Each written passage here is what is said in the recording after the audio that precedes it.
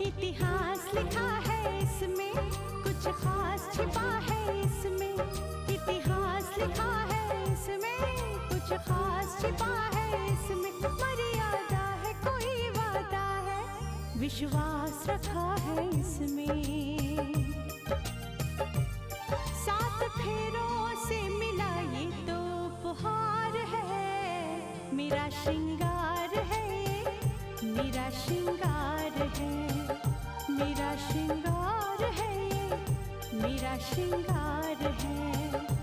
मंगलसूत्र, मंगलसूत्र, मंगलसूत्र, मंगलसूत्र, मंगलसूत्र, मंगलसूत्र, मंगलसूत्र।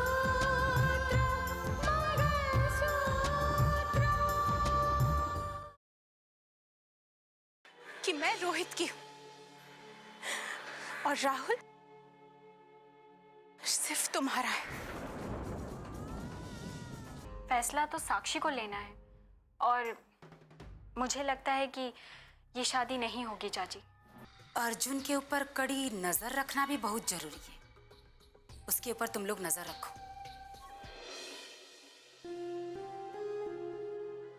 साक्षी ने सिर्फ मेरी वजह से इस रिश्ते के लिए हाँ करी है, लेकिन आखिर साक्षी की जुबान पर सच्चाई आ ही गई कि वो मेरा प्यार नहीं लूटना चाहती। मेरी खुशियों के खातिर वो अपनी खुशियों से समझौता कर रही है। वो मुझसे अपनी दोस्ती निभाना चाहती है।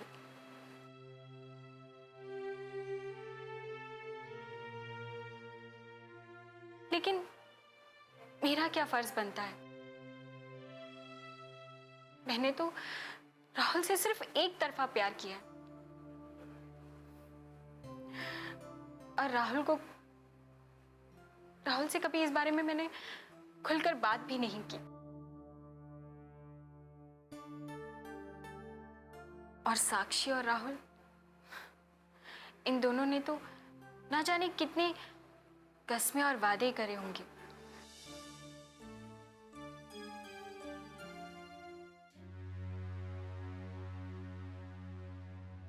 अब मैं क्या करूं?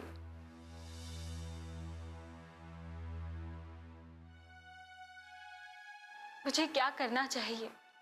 दिव्या,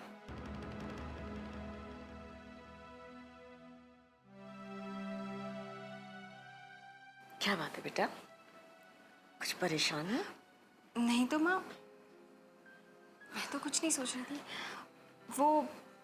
मैं तो बस चाचा जी के बारे में सोच रही थी। घर के सारे लोग उसी बात को सोचकर बहुत परेशान हैं। अब चिंता की बात तो है ही। किसे पता था कि एक छोटी सी बात इस कदर बढ़ जाएगी कि वो घर छोड़कर चले जाएंगे।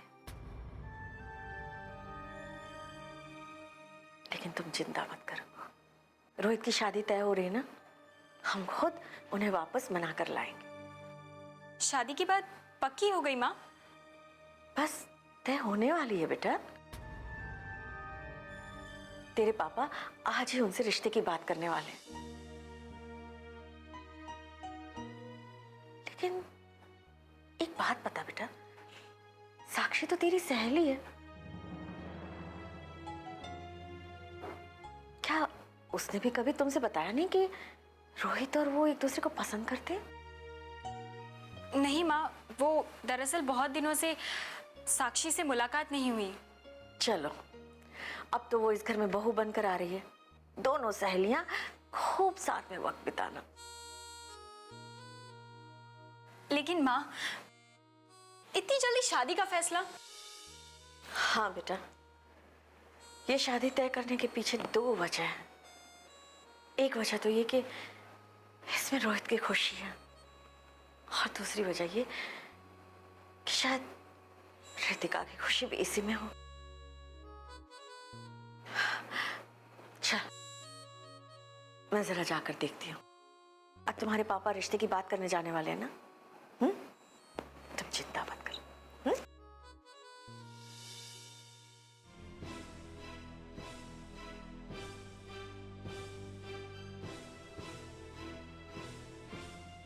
सच का सच यही है कि मैं रोहित की हूं और राहुल सिर्फ तुम्हारा है, सिर्फ तुम्हारा है, सिर्फ तुम्हारा है।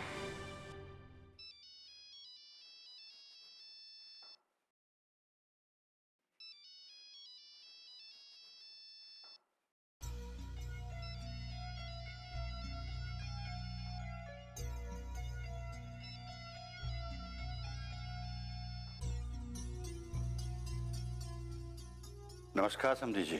नमस्कार जी, नमस्कार। कैसे हैं आप? मैं ठीक हूँ। ये बताइए कि कैसे याद किया? अब जब रिश्ते जुड़ गए तो फिर याद तो आएगी ना। हाँ, बातें जब हद से ज्यादा बढ़ जाए तो चर्चे होने तो स्वाभाविक ही है। चर्चे? ये चर्चे वाली बातें कुछ मुझे समझ में नहीं आई। देखिए, मैं कुछ कहना भी नहीं चाहता और इसलिए आज तक कुछ कहा भी नहीं। और प्रॉब्लम ये भी है कि रितिका कुछ समझना भी नहीं चाहती।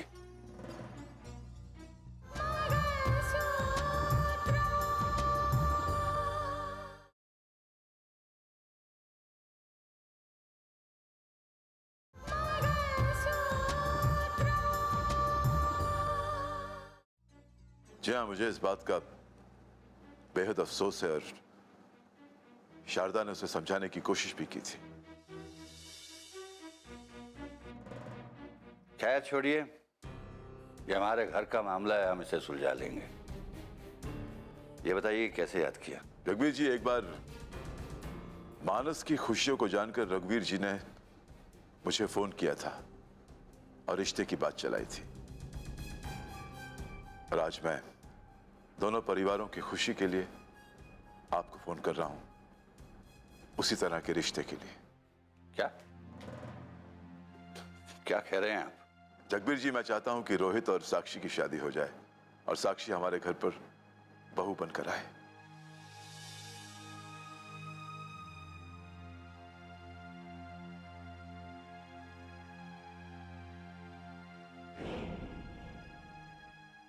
क्या सोच रहे हैं आप?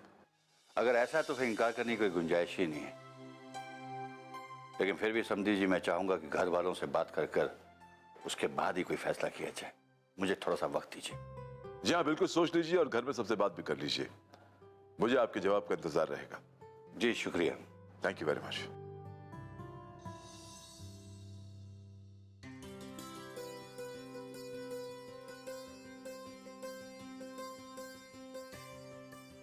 क्या कहा उन्होंने? उन्होंने कहा है कि उन्हें सोचने के लिए थोड़ा वक्त चाहिए। अब इसमें क्या सोचना चाह रहे हैं वो? जब रोहित और साक्षी ने एक दूसरे को अपना मान ही लिया है। स्नेहा, ये बात उन्हें तो नहीं पता ना कि रोहित और साक्षी एक दूसरे को पसंद करते हैं। उन्होंने कहा कि सोचने के थोड़ा वक्त चाहिए, तो वक्त देना चाहिए।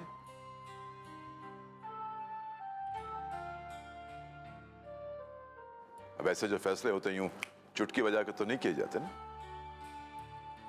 मुझे लगता है कि वो इस बारे में साक्षी से भी बात करना चाहते हैं।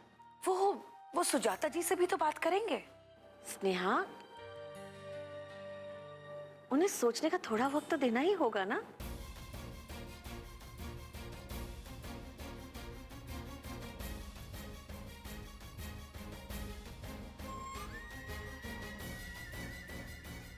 आप लोगों की कोशिश एक दिन आपको इस कदर पछताने को मजबूर कर देंगी कि आप लोगों की आंखों से आंसू सूख जाएंगे।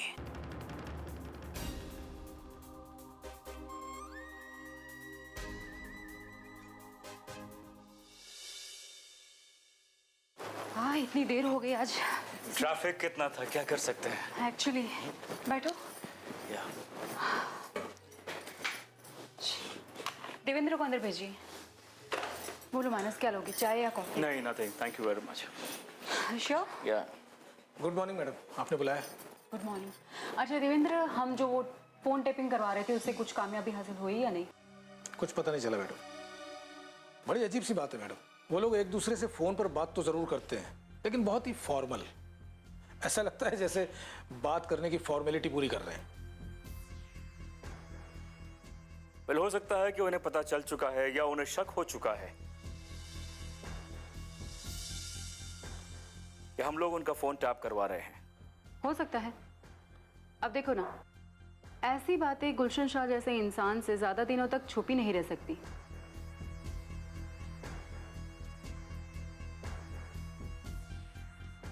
और फिर उसका अपना भी तो नेटवर्क है।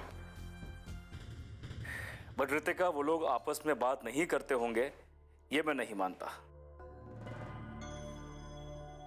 और हो सकता है उन लोगों को इस बात का पहले से पता चल गया हो और नए नंबर का इस्तेमाल कर रहे हो सकता है, तुम ठीक कहते हो।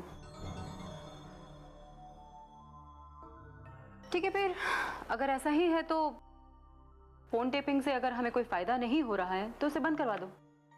मैं भी यही सोच रहा हूं मैडम। ठीक है, आप जाइए। मानस, इस फोन टेपिंग से एक बात पता चली है जो मुझे बहुत परेशान कर रही है। कौन सी बात? ये जमालुद्दीन शेख जिसका हम फोन टेप करवा रहे थे ना, उसका बहुत ही गहरा और अच्छा रिलेशन सुंदरलाल के साथ है।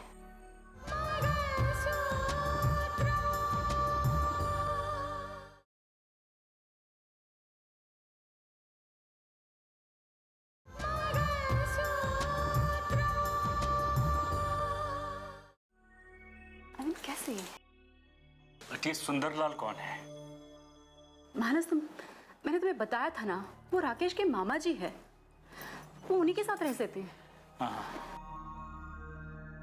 बात यह है कि राकेश के केस में जमालुद्दीन शेख एक बहुत ही अहम गवाह था।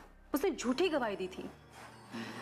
तो जमालुद्दीन शेख का सुंदरलाल के साथ रिश्ता क्या हो सकता है? I mean, दोस्ती कैसे हो सकती है? करेक्ट रितिका, सोचने वाली बात है ये। डेफिनेटली हमें पता लगाना चाहिए कि इन दोनों के बीच में क्या रिश्ता है और उसकी बुनियाद क्या है। जानना तो मैं भी चाहती हूँ। बहुत सारे सवाल हैं मेरे दिमाग में और मुझे एक भी सवाल का जवाब नहीं मिल रहा है। मेरी सोच मामा जी तक आकर अटक जाती है। Why don't you make it simple Ritika? मामा जी मतलब सुंदरलाल से पूछो कि उनका क्या रिश्ता है जमालुद्दीन से, और रिश्ता कब से है। सिंपल। नहीं मानस, मैं चाहकर भी ऐसा नहीं कर सकती हूँ, क्योंकि देखो, जल्दबाजी में अगर कुछ गड़बड़ हो गई, मैं अपने मकसद में कोई भी रुकावट पैदा नहीं करना चाहती हूँ। और अब सारी सच्चाई हमारे सामने आ ही गई है, तो मेरी नजर मामा जी पर ही रहेगी।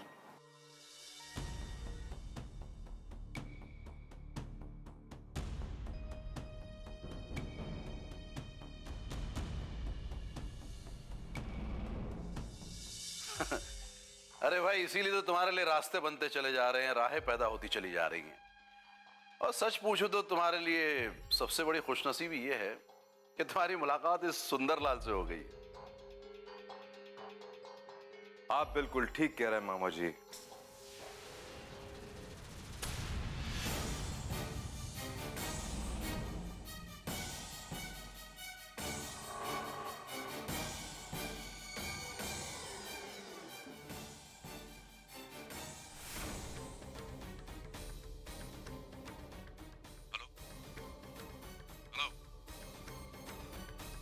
मामा जी, आप चुप क्यों हैं? हाँ? नहीं, कुछ नहीं। वो अभी अभी तुमने क्या कहा? मामा जी? हाँ, आज के बाद मैं आपको मामा जी कहकर बुलाऊंगा।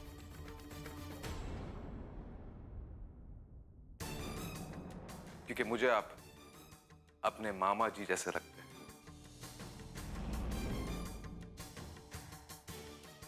और वैसे भी आप अपने भांजे की मौत का बदला लेना चाहते हैं ना? ठीक कहा बेटा। सच पूछो तो अब मेरी जिंदगी का मकसद ही है कि मैं उन लोगों से किसी भी तरह से अपना बदला ले सकूं। एक बात बताइए, अगर आपको पता चले कि आपका भांजा जिंदा है तो? नहीं बेटा, भगवान न करे कि वो दोबारा मेरे सामने आए। मैं नहीं चाहता कि दोबारा उसे कानून के शिकंजे में बिलखता, सिसकता, तड़पता हुआ देखूं। एक बार तो देख चुका हूं, अब दोबारा उसे इस हाल में नहीं देखना चाहता।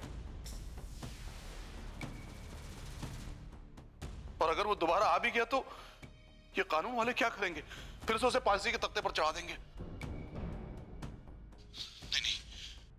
नहीं, लेकिन मैं ये सब क्यों कह रहा हूं, जबकि हम सब ये जानते हैं कि राकेश इस दुनिया से जा चुका है और दुनिया से जाने वाले लौट कर नहीं आया करते। मैं आपके दर्द को समझ सकता हूं मामा जी। राकेश के असली मुजरिम को सजा जरूर मिलेगी। बस मैं एक ही बात सोच रहा था, मामा जी, ऐसी कोई राह है कि हम सच्चाई लोगों के सामने ला सके और राकेश को बेगुनाह साबित कर सके? बेटा, अगर ऐसी कोई राह होती तो क्या मैंने कोशिश नहीं की होती? हर मुमकिन कोशिश की कि किसी भी तरह से राकेश के नाम पर लगे हुए दाग को मिटा सकूं, लेकिन कोई फायदा नहीं। किसी ने मेरी नहीं सुनी और ना किसी ने मेरा साथ दिया। इसीलिए तो मेरी जिंदगी का अब एक ही मकसद बन गया है कि मैं किसी भी तरह से अपने भांजे की मौत का बदला ले सकूं, उसके साथ हुए हर धोखे का बदला ले सकूं। ठीक कहा आपने, ऊपर वाले को शायद यही मंजूर है।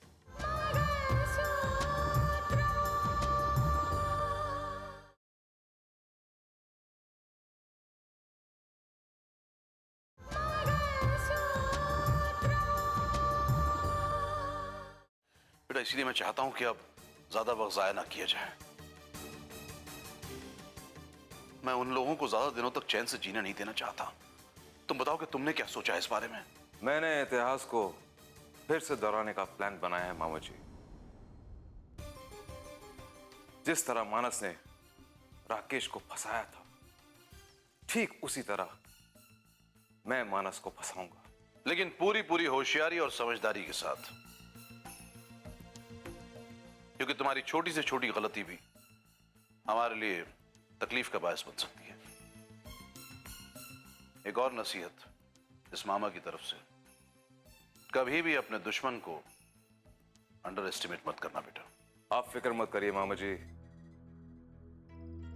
मैं पूरी सावधानी रखूंगा। ठीक है बेटा, अगला कदम क्या उठाना है मैं इस बारे में तुम्हें जल्दी खबर करूंगा। ठीक है मामा जी। ओके।